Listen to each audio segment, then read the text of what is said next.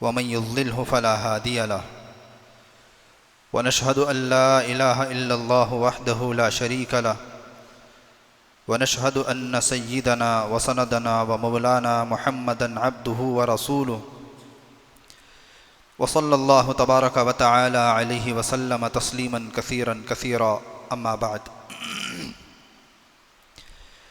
فأعوذ بالله من الشيطان الرجيم بسم الله الرحمن الرحيم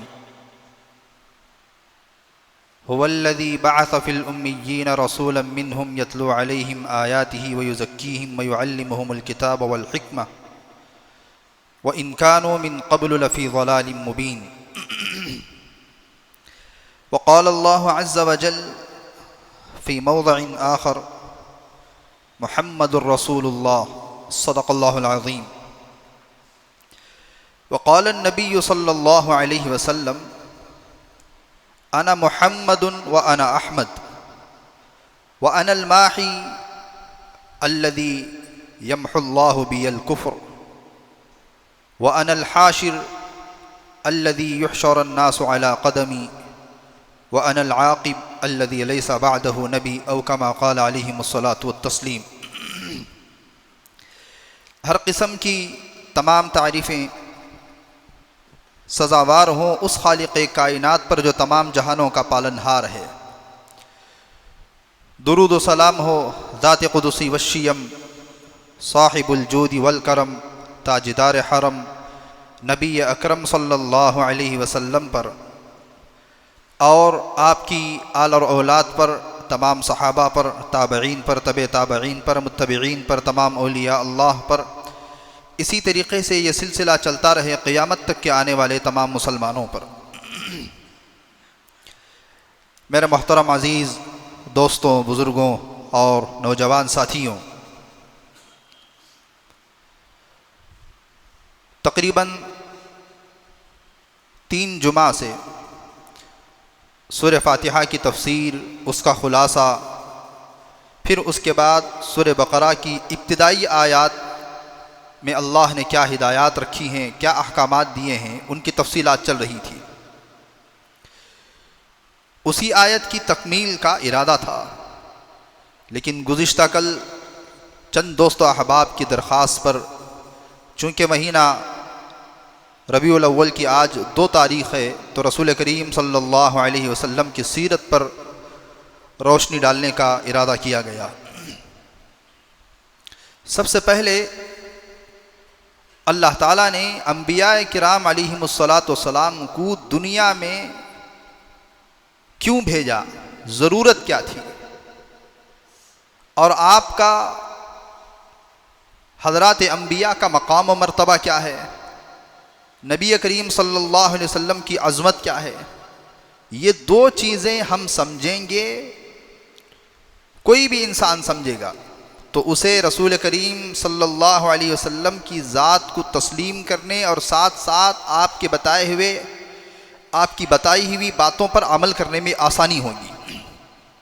پہلی بات، اللہ نے انبیاء کو دنیا میں کیوں بھیجا، کیا وجہ ہے اللہ نے دنیا میں تقریباً 1,24,000 انبیاء کو بھیجا اور آخر میں نبی کریم صلی اللہ علیہ وسلم کو سید الانبیاء، امام الانبیاء، خاتم الانبیاء بنا کر کے دنیا میں مبعوث فرمایا۔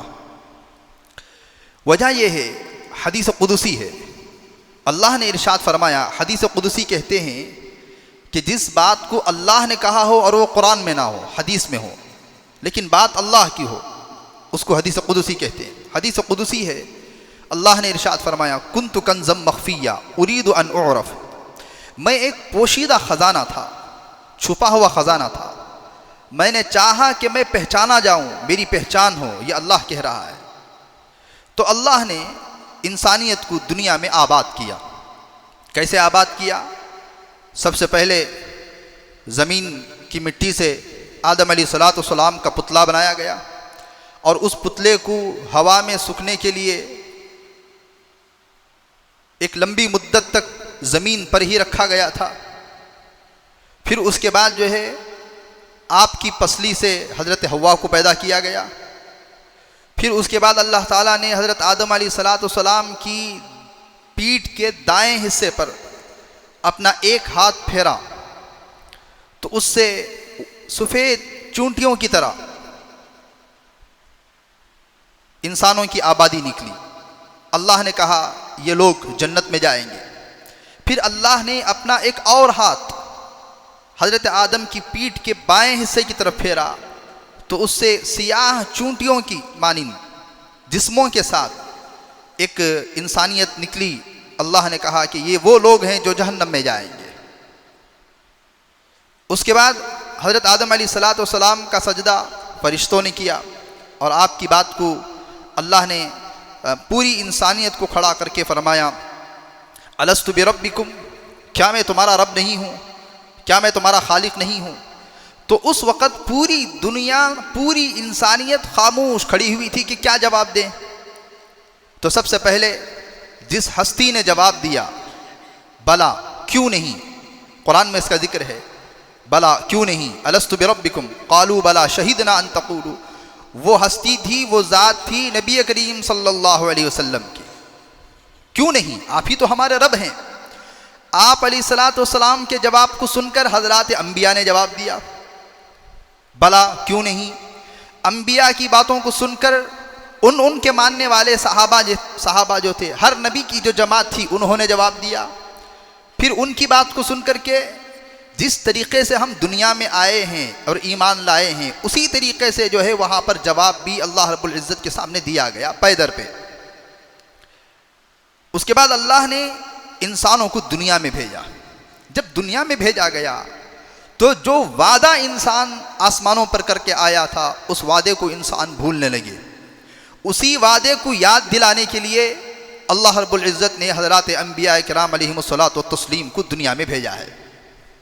اچھا، یہاں پر ایک سوال ہوتا ہے کہ اس وعدے کو یاد دلانے کے لیے کیوں انبیاء کو بھیجا؟ اس کا جواب یہ ہے کہ کوئی ایسی شخصیت موجود ہونی چاہیے۔ دیکھیے، ہم اللہ کو دیکھ نہیں سکتے، ہمارے پاس اللہ کو دیکھنے کی طاقت و قوت نہیں ہے، نہ ہم اللہ کو سن سکتے ہیں۔ تو ایک ایسی ذات کی ضرورت تھی جو اللہ کو دیکھ سکتی ہو اور اللہ کی بات کو سن سکتی ہو۔ اللہ کی بات کو واسطے کے ساتھ سنی گئی ہے یا بغیر واسطے کے؟ بغیر واسطے کے۔ حضرت موسیٰ علیہ السلام کو کوئی واسطے کی ضرورت نہیں تھی، آپ کلیم اللہ تھے، براہ راست بات کرتے تھے۔ واسطے کے ساتھ حضرت جبرائیل واسطہ ہیں، واسطے کے ساتھ دیگر جو انبیاء کرام علیہم الصلاۃ والتسلیم سے وہ اللہ سے بات چیت کرتے تھے۔ حضرت موسیٰ نے بغیر واسطے کے بات چیت کی، دیگر انبیاء نے واسطے کے ساتھ بات چیت کی۔ لیکن ہمارا ایمان ہے نبی کریم صلی اللہ علیہ وسلم دنیا میں ایسی واحد شخصیت ہیں، ایسی ذات ہیں جنہوں نے اللہ کو دیکھا بھی ہے، اللہ سے بات چیت بھی کی ہے، بغیر واسطے کی بھی کیا ہے، واسطے کے ساتھ بھی کیا ہے۔ حضرت جبرائیل علیہ السلام بھی آئے ہیں۔ معراج پر اللہ نے نبی کریم صلی اللہ علیہ وسلم کو جو ہے آسمانوں پر بلا کر کے اپنا دیدار کروایا ہے۔ یہاں پر جو ہے بعض لوگ قرآن کی اس آیت کو پڑھ کر کے کہ لا تدرکہ الابصار وہو یدرک الابصار، کہ دنیا میں یہ آنکھ اللہ کو دیکھ نہیں سکتی ہے لیکن اللہ بندوں کو دیکھ سکتا ہے، اس آیت کو پڑھ کر کے کہتے ہیں کہ حضور پاک صلی اللہ علیہ وسلم نے اللہ کا دیدار نہیں کیا ہے۔ حالانکہ یہ کم علمی کی بات ہے۔ جب ان سے بات کہی جائے، بھئی احادیث میں تو موجود ہے، کئی احادیث موجود ہیں جس میں یہ صاف موجود ہے کہ اللہ تعالیٰ کو اللہ کے نبی علیہ السلام جب معراج پر تشریف لے کر گئے تھے تو دیکھا بھی ہے، بات چیت بھی کی ہے۔ فَكَانَ قَابَ قَوْسَيْنِ أَوْ أَدْنَىٰ، یہ جو تیر کے جو دو کمان ہوتے ہیں، اتنے فاصلے پر کھڑے ہو کر کے بات چیت بھی کی ہے، دیکھا بھی ہے، بات چیت کی ہے۔ احادیث میں دیکھنے کا ذکر موجود ہے۔ تو علماء نے اس کا جواب دیا ہے۔ ایک جواب علماء نے یہ دیا ہے کہ دیکھو، اس دنیا میں کوئی اللہ کو دیکھ نہیں سکتا ہے۔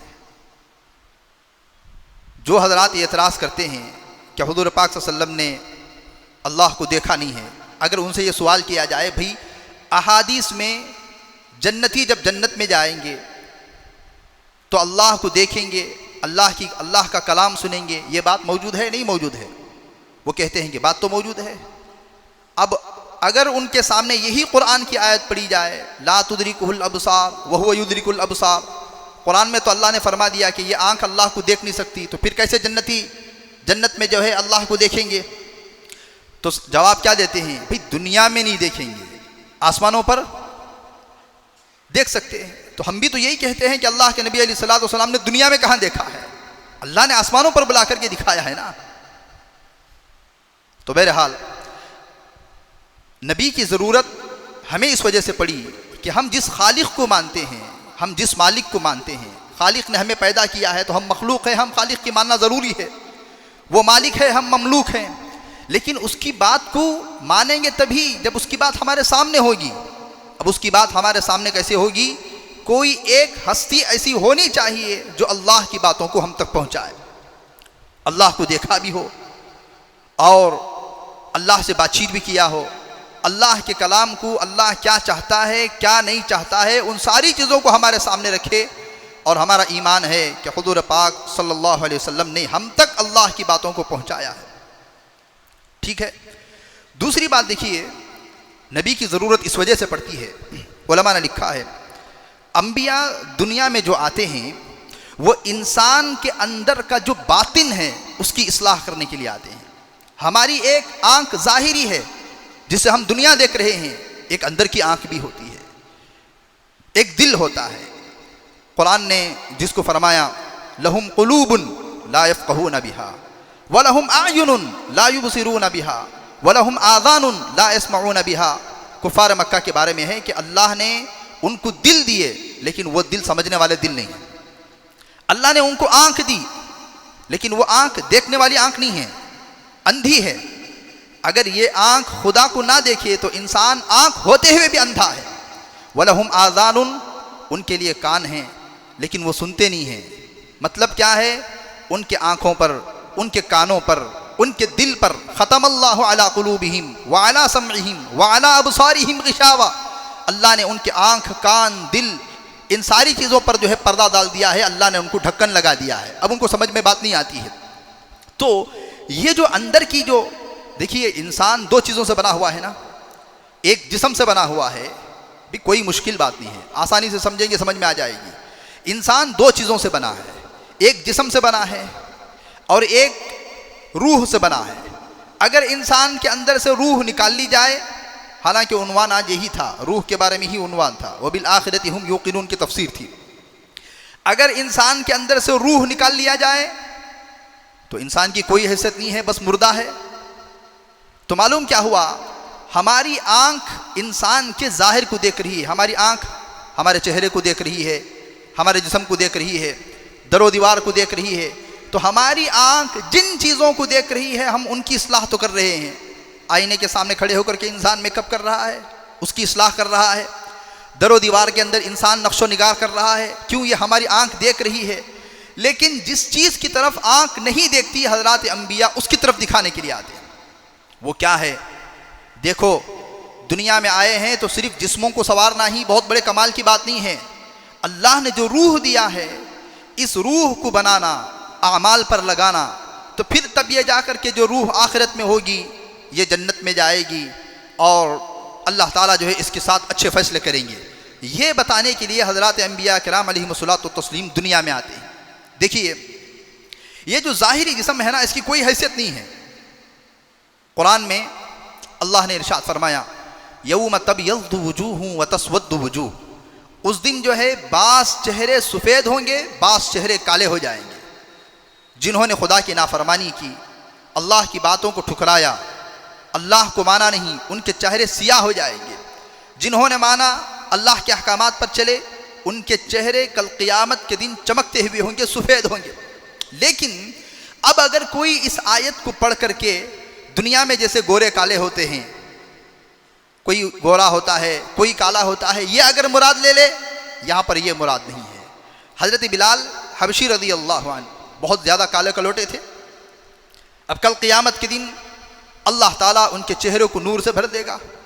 ابو لہب، لہب کے معنی شعلے کے آتے ہیں، آگ کا شعلہ، اتنا زیادہ خوبصورت تھا، لیکن اللہ تعالیٰ کل قیامت کے دن اس کے چہرے کو جو ہے سیاہ کر دیں گے، کالا کر دیں گے۔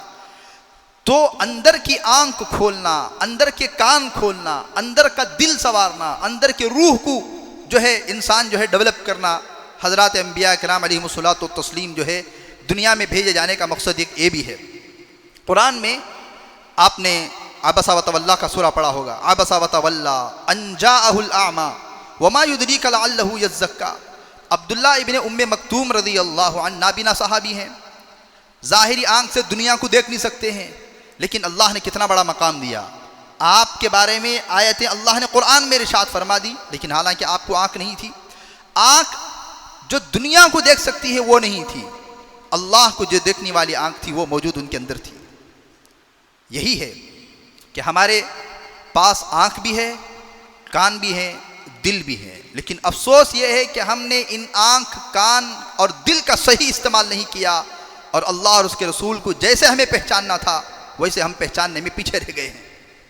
جس دن پہچانیں گے یہ ظاہری جسم کو، اعضاء کو، بے انسان جم کو جا رہا ہے اپنے آپ کو فٹ رکھنے کے لیے، پارلر جا رہا ہے خوبصورتی بنانے کے لیے، گھر کی در و دیوار کو نقش و نگار کر رہا ہے، یہ ظاہری خوبصورتی کو، ظاہری چیزوں کو بنانے کو چھوڑ کر انسان اپنے اندر کی بنانے کی فکر کرے گا۔ چونکہ دنیا کا ساتھ جو ہے، جسم کا ساتھ جو ہے اسی دنیا تک ہے، وہ ختم ہو جائے گا دوستوں، جسم مٹی میں جائے گا، گل سڑ کر کے ختم ہو جائے گا، لیکن جو روح ہے یہ ہمیشہ ہمیشہ ساتھ ہوگی۔ تو بہرحال روح کو بنانے کے لیے حضرات انبیاء کرام علیہم الصلاۃ والتسلیم جو ہے دنیا میں تشریف لاتے تھے۔ اب دیکھیے حضور پاک صلی اللہ علیہ وسلم کی عظمت، میں نے ایک بات یہ کی کہ دنیا میں انبیاء کی ضرورت کیوں تھی، اب دوسری بات یہ ہے حضرات انبیاء کرام علیہم الصلاۃ والسلام کی عظمت کیا ہے۔ ہم تمام انبیاء کی بات کریں گے تو بات بہت زیادہ لمبی ہو جائے گی۔ ہم آخری نبی، امام الانبیاء، سید الانبیاء، تاجدار حرم، ذات قدسی وشیم، نبی اکرم صلی اللہ علیہ وسلم کی عظمت پر ہم بیان کریں گے۔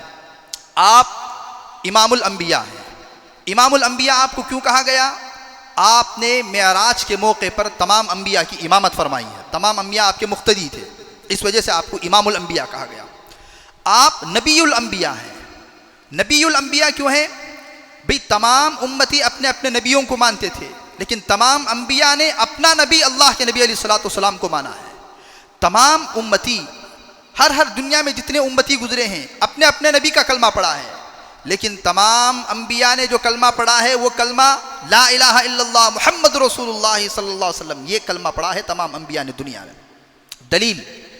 دلیل اللہ نے قرآن مجید کے اندر ارشاد فرمایا وَإِذْ أَخَذَ اللَّهُ مِيثَاقَ النَّبِيِّينَ لَمَا آتَيْتُكُم مِّن كِتَابٍ وَحِكْمَةٍ ثُمَّ جَاءَكُمْ رَسُولٌ مُصَدِّقٌ لِّمَا مَعَكُمْ لَتُؤْمِنُنَّ بِهِ وَلَتَنصُرُنَّهُ۔ دلیل یہ ہے کہ دنیا میں جتنے انبیاء آئے ہیں تمام انبیاء نے نبی کریم صلی اللہ علیہ وسلم کو نبی مانا ہے، آپ کا کلمہ پڑھ کر کے دنیا سے گئے ہیں۔ اس کی دلیل ہے، اس کی تفسیر آپ اٹھا کر کے دیکھیں گے تو علماء مفسرین نے لکھا نبی دنیا میں تشریف لاتے، کوئی بھی نبی، حضرت آدم، حضرت شیس، حضرت ادریس، حضرت نوح، حضرت یعقوب، حضرت یوسف، حضرت ابراہیم، حضرت اسحاق علیہم الصلاۃ والتسلیم، دنیا میں جو نبیوں کا سلسلہ جاری رہتا، نبی آتے، مشن شروع ہوتا 40 سال کی عمر میں۔ 40 سال کی عمر میں انبیاء کو نبوت کیوں ملتی تھی؟ اس کی وجہ یہ ہے، 2 وجہ علماء نے بیان فرمائی ہے، اس سے پہلے بھی غالباً میں بیان کیا ہوں۔ ایک وجہ انسان کی جو عقل ہے نا وہ 40 سال پر جا کر مکمل ہوتی ہے، اسی وجہ سے عقل مندوں کا کہنا یہ ہے کہ انسان کی اصل زندگی تو 40 سال کے بعد شروع ہوتی ہے، لیکن اللہ تعالیٰ معاف فرمائے، ہم نے پیٹ کو جو دنیا میں ہی جہنم کا گڑھا بنا لیا، نہ کھانے پینے میں احتیاط، نہ ہمارا لائف اسٹائل ہم نے کبھی چینج کیا۔ 40 سال پہ اصل زندگی شروع ہوتی ہے، ہماری 40 سال پہ اصل زندگی ختم ہو رہی ہے۔ 40 سال کے بعد بیماریاں، شوگر کا بھی انسان مریض ہو رہا ہے، کسی کو نالیاں بلاک ہو رہی ہیں، اور کسی کو کچھ ہو رہا ہے، کسی کو کچھ ہو رہا ہے۔ یہ جو زندگی ہے، خصوصاً جو نوجوان حضرات بیٹھے ہوئے ہیں، بھئی آپ 40 سال سے پہلے جو کچھ اپنے جسم کو جتنا بنا سکتے ہیں اتنا بنانے کی کوشش کریں، کیونکہ اصل زندگی تو 40 کے بعد شروع ہوتی ہے۔ اسی لیے اللہ تعالیٰ نے حضرات انبیاء کرام علیہم الصلوۃ والتسلیم کو 40 سال میں نبوت عطا فرمائی۔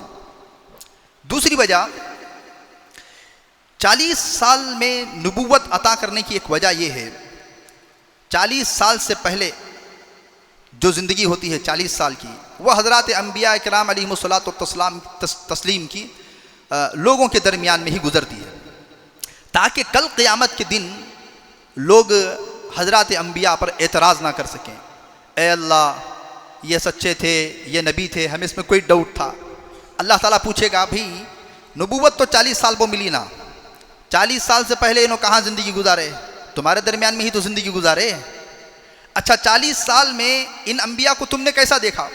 کبھی انہوں نے جھوٹ کہا؟ نہیں اللہ، کبھی جھوٹ نہیں کہا، کبھی خیانت کی، کبھی بددیانتی کی، کبھی آنکھیں ان کی بھٹکی، کچھ بھی نہیں۔ 40 سال تک جب تم ان کی ذات کو تسلیم کرتے تھے تو تم نے ان کی بات کو تسلیم نہیں کیا۔ تسلیم کیوں نہیں کیا؟ اس وجہ سے کہ دنیا میں میرے دوستوں لوگوں کا مزاج ہے، جب تک کسی کی ذات مسلم رہتی ہے، تسلیم رہتی ہے، اس کی بات بھی تسلیم کرتے ہیں۔ ذات تسلیم نہیں تو پھر بات بھی تسلیم نہیں۔ کیا مطلب؟ مثال کے طور پر جمعے میں آتے ہیں، آپ بیان سنتے ہیں، اللہ کا شکر ہے، لیکن خدا نہ خواستہ ایسی میری کوئی باتیں، کوئی چیزیں آپ کے سامنے آ گئیں، اے مفتی صاحب برابر نہیں بھی، اب میری بات کبھی ہضم نہیں ہوگی۔ کیوں؟ میری ذات تسلیم نہیں ہے۔ جب ذات تسلیم نہیں ہے تو بات بھی تسلیم نہیں ہے۔ یہ مزاج ہے انسانوں کا دنیا کے اندر میں۔ تو اللہ تعالیٰ پوچھے گا 40 سال تک تمہارے درمیان انہوں نے زندگی گزاری نا، ان کی ذات کو تم نے کیسے پایا تھا؟ تو لوگ چاہے نہ چاہے یہ کہنا پڑے گا اللہ 40 سال تک ان کی ذات پاک صاف، کبھی جھوٹ نہیں، صادق، سچے، امین۔ تمام انبیاء کی نبوت سے پہلے کی زندگی بھی آئینے کی طرح پاک و صاف ہوتی تھی۔ تو اللہ تعالیٰ کل قیامت کے دن لوگوں سے یہ سوال کرنے کے لیے ایک لمبا جو پیریڈ ہے وہ بغیر نبوت کے انسان کو ان کے درمیان میں رکھ کر کے اللہ نے ان کو نبوت عطا فرمائی، سوائے حضرت عیسیٰ علیہ السلام کے۔ اب پھر وہ کیوں، تو پھر بات لمبی ہوتی چلی جائے گی۔ تو میں یہ عرض کر رہا تھا، اللہ دنیا میں انبیاء کو بھیجتا ہوں، وہ مشن شروع کرتے، جب ان کا مشن ختم ہونے پر آتا تو اللہ کہتا ہے وَإِذْ أَخَذَ اللَّهُ مِيثَاقَ النَّبِيِّينَ لَمَا آتَيْتُكُم مِّن كِتَابٍ وَحِكْمَةٍ ثُمَّ جَاءَكُمْ رَسُولٌ۔ وہ انبیاء اپنی زندگی کے آخری دور میں لوگوں کو جمع کرتے، تمام انبیاء نے کیا ہے، اپنے ماننے والوں کو جمع کر کے کہتے لوگوں میرے بعد اگر آپ اپنی زندگی میں حضرت محمد رسول اللہ صلی اللہ علیہ وسلم کو پائے تو آپ ان پر ایمان لے کر کے آئیں گے، آپ ان کی مدد کریں گے، آپ ان کی بات کو تسلیم کریں گے، آپ ان کو نبی جانیں گے۔ اور تمام انبیاء اپنی امت کے سامنے جو ہے لا الہ الا اللہ محمد رسول اللہ صلی اللہ علیہ وسلم۔ حضرت آدم نے بھی اپنے سامنے لوگوں کو جمع کر کے کہا تھا لوگوں اگر میرے بعد حضرت محمد رسول اللہ صلی اللہ علیہ وسلم آپ کے پاس آئے، وہ کون ہیں؟ جب اللہ نے میرے اندر روح ڈالی، میں پتلا تھا، میں جب انسان کی شکل میں اٹھایا گیا تو سب سے پہلے میں نے عرش پہ دیکھا لا الہ الا اللہ محمد رسول اللہ صلی اللہ علیہ وسلم۔ تو معلوم یہ ہوتا ہے کہ کوئی ذات بڑی بابرکت ذات ہے اور بڑی عظمت والی ذات ہے، اگر آپ کے درمیان میں آئے تو آپ ان کو جو ہے نبی مانیں گے۔ اس طریقے کا وعدہ، یہ وعدہ ہر نبی نے اپنی امت سے لیا ہے۔ حالانکہ سوچنے والی بات ہے، حضرت آدم کو وعدہ لینا چاہیے تھا کہ بھئی آپ میرے بعد اگر حضرت شیس کو پائیں، حضرت شیس علیہ السلام کو جو ہے وعدہ لینا تھا کہ آپ میرے بعد اگر ادریس کو پائیں علیہ السلام، حضرت ابراہیم علیہ السلام کو اپنے لوگوں سے، اپنے ساتھیوں سے وعدہ لینا چاہیے تھا کہ آپ میرے بعد میرے بیٹے اسماعیل اور اسحاق کو نبی پائیں یا میری موجودگی میں پائیں۔ حضرت اسحاق علیہ السلام کو یہ وعدہ لینا چاہیے تھا کہ آپ میرے بعد یعقوب کو اگر نبی پائیں، حالانکہ یہ نہیں ہوا۔ یہ کیوں؟ علماء نے اتنا شاندار اس کا جواب دیا ہے، بھی تمام انبیاء دنیا میں آ کر کے ان کی زبانیں پر نبی کریم صلی اللہ علیہ وسلم کا نام کیوں چڑھا؟ انہوں نے اپنی امت سے وعدہ اللہ کے نبی علیہ السلام پر ایمان لانے کا کیوں کیا؟ دو وجوہات سے کیا۔ ایک وجہ علماء نے لکھا ہے، مجھے اور آپ کو حضور پاک صلی اللہ علیہ وسلم کی عظمت کو بیان کرنا تھا کہ بھی دیکھو آپ کی عظمت یہ ہے کہ جتنے انبیاء 1,24,000 دنیا میں گزرے ہیں سب نے آپ پر کلمہ بھی پڑھا ہے، اپنی اپنی قوم کو اگر ان کی زندگی میں اللہ کے نبی علیہ السلام پائیں تو ان پر ایمان لانے کے لیے کہا ہے۔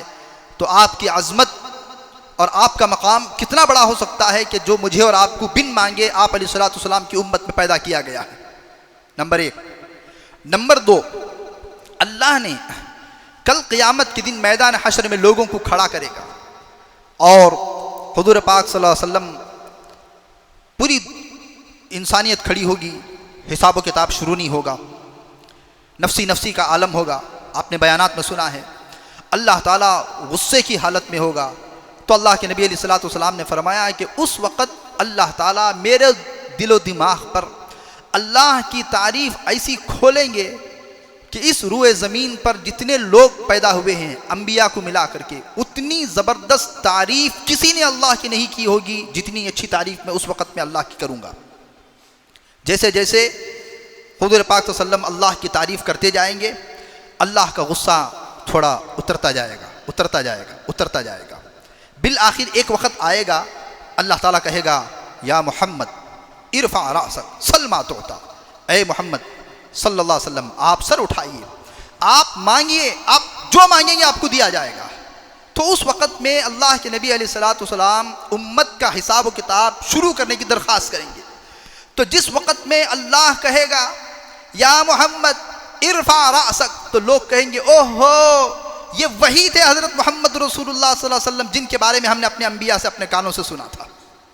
ٹھیک ہے، اسی وجہ سے علماء نے کہا ہے اگرچہ کہ حضور پاک صلی اللہ علیہ وسلم سب سے آخر میں دنیا میں تشریف لائے ہیں، لیکن ہر دور میں آپ علیہ الصلوۃ والسلام کا نام اس دنیا میں گونجا ضرور ہے. لوگوں کے کانوں پر، زبانوں پر کوئی ہستی ہوگی، ایک آنے والے ہیں، کوئی آنے والے ہوں گے، ان کا نام محمد ہوگا. جتنے لوگ دنیا میں گزرے ہیں ہر دور میں اکثریت لوگوں کی جو ہے وہ حضرت محمد رسول اللہ صلی اللہ علیہ وسلم کا نام سن کر کے دنیا سے واپس گئی ہے. دوسری بات، علماء نے لکھا ہے آپ کے مقام کا اندازہ، آپ کے مرتبے کا اندازہ ایسے بھی لگتا ہے اللہ نے جتنی کتابیں آسمانی زمین پر اتاری ہیں، چاہے وہ صحیفے ہو، لٹریچر ہو، چھوٹی کتابیں ہوں یا بڑی کتابیں ہوں، صحف ابراہیم و موسیٰ ہو یا ادریس علیہ الصلوۃ والسلام کے صحیفے ہوں، جو کچھ بھی ہوں، تورات ہو، زبور ہو، انجیل ہو، ان تمام صحیفوں میں، ان تمام کتابوں میں کوئی ایسی کتاب نہیں ہے جس میں نبی کریم صلی اللہ علیہ وسلم کا نام موجود نہ ہو، جس میں آپ کے صفات موجود نہ ہوں. آپ بات چیت کیسے کریں گے، آپ کی پیشانی کیسی ہوگی، آپ کے آنکھ کیسے ہوں گے، آپ کپڑے کیسے پہنیں گے، آپ چلیں گے کیسے، کن کے درمیان میں آپ بیٹھیں گے، کیا قبول کریں گے، کیا قبول نہیں کریں گے، تحفہ قبول کریں گے، صدقہ کبھی قبول نہیں کریں گے، ہر چیز کتابوں میں موجود ہے. علماء نے لکھا کائنات میں ایسی کوئی کتاب اللہ نے اتاری ہی نہیں ہے جس کتاب کے اندر اللہ کے نبی علیہ الصلوۃ والسلام کا نام موجود نہ ہو. تو بہرحال عزیز دوستو بزرگوں، میں اور آپ جو ہے بغیر کسی محنت کے، بغیر کسی مشقت کے اللہ کے سامنے مانگے. نبی کریم صلی اللہ علیہ وسلم کی امت میں جو پیدا ہوئے ہیں، یہ اتنی بڑی نعمت ہے، اس کو ہم جو ہے الفاظ میں بیان نہیں کر سکتے ہیں. کل قیامت کے دن سب سے پہلے نبی کریم صلی اللہ علیہ وسلم جنت میں جائیں گے، اس کے بعد تمام انبیاء جنت میں جائیں گے، اس کے بعد سب سے پہلے آپ کی امت، میں اور آپ جنت میں جائیں گے، اس کے بعد بقیہ جو امتی ہیں وہ جنت میں جائیں گے. سب سے پہلے اس امت کا حساب لیا جائے گا، بعد میں دوسری امتوں کا حساب لیا جائے گا، حالانکہ ہم سب سے آخر میں آئے ہیں نا. اور علماء نے لکھا ہے پوری دنیا کا حساب کتاب اللہ تعالیٰ سب کے سامنے لے گا، لیکن یہ جو امت ہے حضرت محمد رسول اللہ صلی اللہ علیہ وسلم کی، اللہ کے نبی علیہ الصلوۃ والسلام کی دعا کی وجہ سے آپ کی امت کا حساب پردہ ڈال کر کے اندر لیا جائے گا. اس کے راز کو سب کے سامنے جو ہے فاش نہیں کیا جائے گا، سب کے سامنے جو ہے ہمیں اس امت کو جو ہے ذلیل نہیں کیا جائے گا. یہ حضور پاک صلی اللہ علیہ وسلم کی دعائیں ہیں، یہ آپ کی امت میں جو ہے پیدا ہونے کا جو ہے اللہ نے جو شرف دیا ہے. عزیز دوستوں بزرگوں، یہ شرف، یہ مقام جو ہے مجھے اور آپ کو جو ہے بن مانگے ایسے ہی تحفے میں مل گیا. اب کرنا کیا ہے؟ کرنا یہ ہے کہ جس ہستی کے ہم ماننے والے ہیں، بعد از خدا بزرگ تو ہی قصہ مختصر، خدا کے بعد جن کا مقام سب سے بڑا ہے، مرتبہ سب سے بڑا ہے، اپنی زندگی میں ان ساری چیزوں کو ہم اپنے اندر لانے کی کوشش کریں جن کو نبی کریم صلی اللہ علیہ وسلم نے جو ہے دنیا میں بیان کر کے گیا. احادیث کے ذریعے سے زندگی گزارنے کا طور طریقہ بیان کر کے گیا. نمازیں کیسے پڑھیں گے، روزے کیسے رکھیں گے، زندگی کیسے گزاریں گے، ہماری صبح کیسے ہوگی، ہمارے شام کیسی ہوگی، کسی نبی کا ریکارڈ اتنا موجود نہیں ہے جتنا حضور پاک صلی اللہ علیہ وسلم کی ایک ایک بات موجود ہے۔ آپ استنجے کو جاتے کیسے تھے، آپ باہر کیسے تشریف لاتے تھے، اور استنجا خانے کے اندر دعائیں کیسے کرنی ہیں، آپ مسجد سے باہر کیسا نکلتے تھے، آپ مسجد کے اندر داخل کیسا ہوتے تھے، آپ کھانے کے لیے کیسا بیٹھتے تھے، آپ سوکھی چیزیں کھجور ہیں، میوہ ہے، پھل ہے، یہ کیسے کھاتے تھے، آپ کھانا کیسے کھاتے تھے، آپ سوتے کیسا تھے، کس طرف سوتے تھے، کتنے وقت میں سوتے تھے، کب اٹھتے تھے، کیا بات چیت تھی، آپ نے دشمنوں کے ساتھ بات چیت کیسے کی، آپ نے دوستوں کے ساتھ بات چیت کیسے کی، آپ نے بیویوں کے ساتھ کیا رویہ اختیار کیا، اپنے اولاد کے ساتھ تربیت کیا کی، آپ نے صحابہ کے ساتھ کیسے زندگی گزاری، آپ آنے والے وفود کے ساتھ کیسے بات چیت کرتے تھے، ہر چیز پن ٹو پوائنٹ، آپ ہنستے کیسا تھے، آپ کے بال کیسا تھے، آپ کے دانت کیسا تھے، آپ کی ناک کیسی تھی، آپ کے گال کیسے تھے، آپ کا سینہ کیسے تھا، کوئی چیز ایسی نہیں ہے جو کتابوں میں جو ہے ذکر موجود نہ ہو۔ آپ کا چلنے کا انداز، آپ کی صفات، آپ کی باتیں، آپ کا مسکرانا، ہر چیز موجود ہے۔ عزیز دوستوں بزرگوں، ضرورت ہے ہمیں ان چیزوں کو اپنے اندر لانے کی۔ زندگی جیے تو حضور پاک صلی اللہ علیہ وسلم کے مطابق زندگی گزاریں۔ بہترین نمونہ ہمارے لیے، رول ماڈل حضور پاک صلی اللہ علیہ وسلم سے بہتر کہ ہرگز کوئی ذات نہیں ہو سکتی ہے۔ سب سے بہترین ماڈل ہمارے لیے نبی کریم صلی اللہ علیہ وسلم ہے۔ یہ دنیا کے مکار یہ کیا ہمیں رول ماڈل میں لائیں گے، رول ماڈل دکھائیں گے، جن کی زندگیاں نشے میں، زنا میں اور جوے میں، ان ساری چیزوں میں ان کی زندگی گزارتی ہیں۔ اور ہمارے مسلمان نوجوان جو ہے ان کی زندگیوں کو رول ماڈل بنا کر فلاں چلتا کیسا ہے، فوٹو کیسے لیتا ہے، بات چیت کیا کرتا ہے، پہنتا کیا ہے، کھاتا کیا ہے، فلاں نام کی ہوٹل، یہ ہمارا شیوا نہیں ہے۔ عزیز دوستوں بزرگوں، یہ ہمارا مزاج نہیں ہے۔ ہمیں تو نبی کریم صلی اللہ علیہ وسلم کی ذات کو ماننا ہے اور آپ کے ہر بات کو ماننا ہے۔ تو بہرحال زندگی باقی تو بات باقی، اللہ تعالیٰ جو ہے ہم تمام کو حضور پاک صلی اللہ علیہ وسلم کے مطابق زندگی گزارنے کی توفیق عطا فرمائے۔ آج دو باتیں آپ حضرات کے سامنے بیان کی گئی، ایک اللہ نے دنیا میں نبیوں کو بھیجا کیوں، انبیاء کی ضرورت کیا تھی، اور دوسری بات جو ہے انبیاء کا مقام اور انبیاء کی عظمت میں حضور پاک صلی اللہ علیہ وسلم کا مقام اور آپ کی عظمت کیا تھی۔